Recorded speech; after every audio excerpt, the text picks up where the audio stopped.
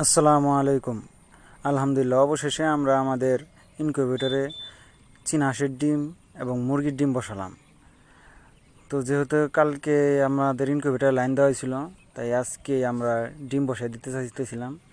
কারণ যত তাড়াতাড়ি দিব শীতের তত আগেই উঠে যাবে, আর বেশি শীতের মধ্যে গেলে বাচ্চাগুলো আবার নষ্ট হওয়ার সম্ভাবনা আছে।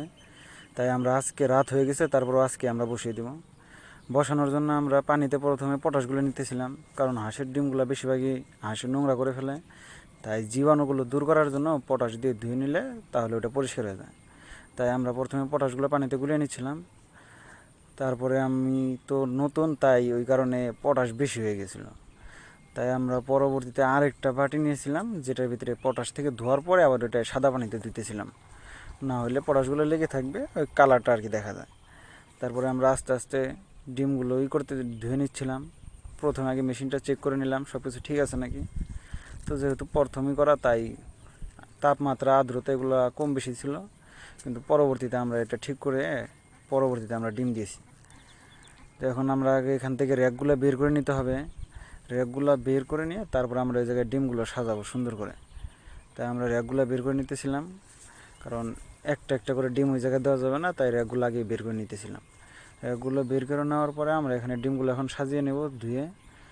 যেহেতু পটাশে গন্ধ থাকে এবং হাতে রং ভরতে পারে, তাই আমরা হাতে গ্লাভস পিনতে নিয়েছিলাম, যাতে পটাশের রঙগুলো না ভরে এবং গন্ধ না থাকে। কারণ পটাশের গন্ধ বললে অনেক দিন পর্যন্ত এই গন্ধটা থাকে এবং সহজে উঠতে চায় না।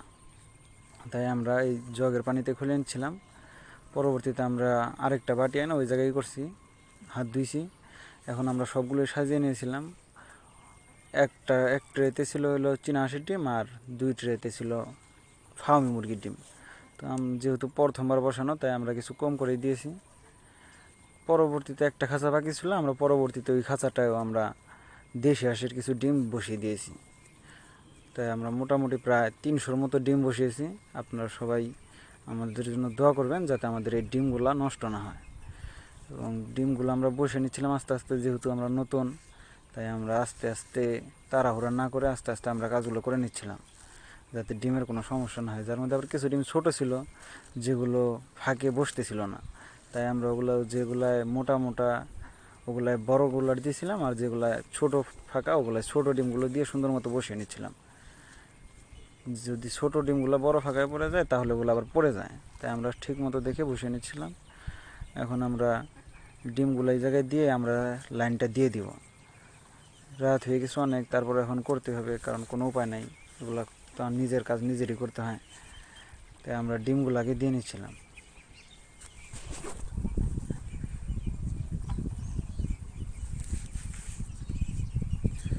তিনটা ট্রেতে মোটামুটি 250-র মতো ডিম দিয়েছিলাম। তারপরে যে নিচে আরেকটা ট্রে ছিল, ওই জায়গায় আমরা দেশি হাঁসের 50-60টার মতো ডিম দিয়েছি।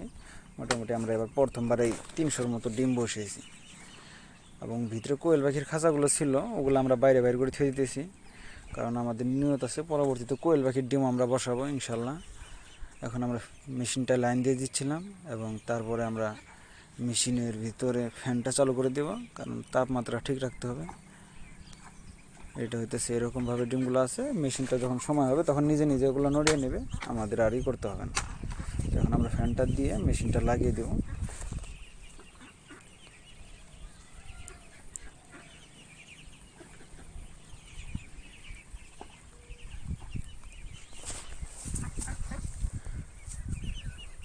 আপনারা সবাই আমাদের জন্য দোয়া করবেন এবং আমাদের খামারের জন্য দোয়া করবেন, যাতে আল্লাহ তাআলা আমাদেরকে বরকত দেন, এবং আমরা আপনাদের জন্য দোয়া করি।